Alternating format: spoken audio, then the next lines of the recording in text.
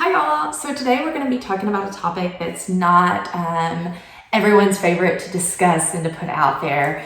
And actually when we're talking about children, it can make them feel very vulnerable and really work on their self-esteem. So we as practitioners and we as parents have to be very careful how we bring up this problem. And since March, the problem has just skyrocketed. Like across the board from, your preschool to your teenagers, not just here in Corsicana, but all over the world, their rate of increased weight has been drastic, okay? Since this pandemic occurred, all of these children are just putting on rapid weight. And guys, I'm here to point out that that isn't healthy. That's not great. And it increases and opens the doors for greater health risks, greater potential for them to have health despairs down the road, and even some in the immediate.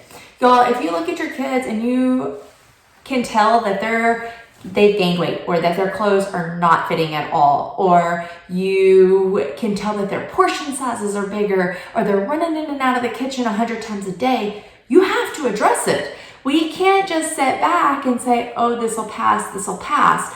That, as a parent, is setting your child up for failure. So my greatest recommendation to all of my parents and patients is, first off, let's get on a schedule. And I discussed that in my stories a few weeks ago, how we needed to get on a good sleep-wake schedule, right? We need to go to bed at a decent time, try to get a good night's sleep, get up at a decent time, and get our bodies moving. We will not be able to sleep well, or they cannot sleep well, if they don't expend energy throughout the day, okay? So they need to get up, get their breakfast in, brush their teeth, do something productive, and do something productive throughout the day. Another thing that we really need to push as parents, and that I try to push my patients, is exercise. It's boring to exercise at home, but I exercise at home every single day for my own reasons. And I understand that the gyms are closed. That's an excuse. No one wants to go outside. It's too hot. That's an excuse. But there are things that we can do inside our home, and things to change it up, that are very inexpensive. YouTube has lots of options of yoga or cardiovascular exercises and things like that that we can look up. Cosmic Kids is a really good yoga site. There's some freebies on there, especially through YouTube, that you can just get your kids to do. They're fun, they're interactive, and engaging, and that gets your child's heart rate up. It gets them moving off the couch, out of the room, etc. For my older kids who have phones, right? Everybody has a smartphone.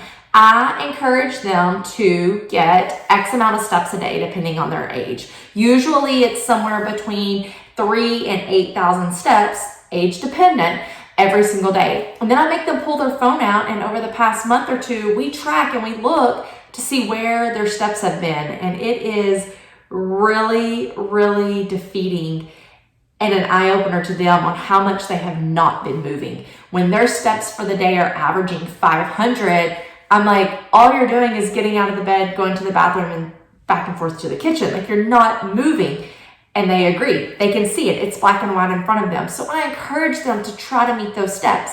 The great thing about that is most of our free apps on our phones, and even the ones that are built into these smartphones, allow you to connect with friends. So I'm like, look, you get a buddy, y'all connect, and y'all see who can win for the week for steps.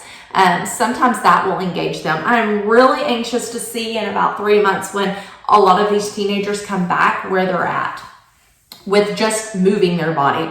And then the third part that I try to integrate in, which is not always the easiest point, is their eating. Their eating habits are horrible. They're in and out of the kitchen all day. The parents can attest to that. And it's usually snack foods. It's not whole foods. It's not fresh fruits and vegetables. It's whatever they can get their hands on and open up, whatever's good on the palate.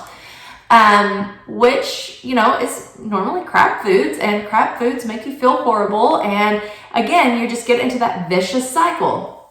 So we go over some good fruits and vegetables for them to eat, some easy lean meats for them to eat, things that the parents can have on hand. And I'll just run down a list, like carrots and hummus, or carrots and ranch, broccoli and ranch. And then if that's not their making faces and that's not appeasing to them, then I'm like, okay, make some sweet potato fries, put some cinnamon on it, make it appealing to you. Get your fruits, whatever fruits that you like, have those cold, fresh, chopped up, ready to go.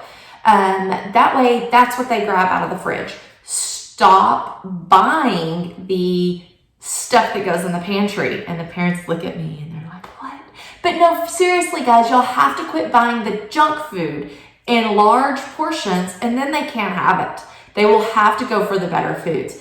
But that is my stress to parents, especially over these past few months, that you've really got to tone in and pay attention to their nutrition, pay attention to the energy they're putting out, and their sleep cycle, because we have to get on top of the weight gain now, or 1 year, 5 years, 10 years down the road, the health problems are going to be tremendous. And that at that point, not that it's too late, but it's going to be exceptionally hard for these kids, then adults, to reel it back in, to get control of themselves, or to get control of that very serious disease that they are diagnosed with.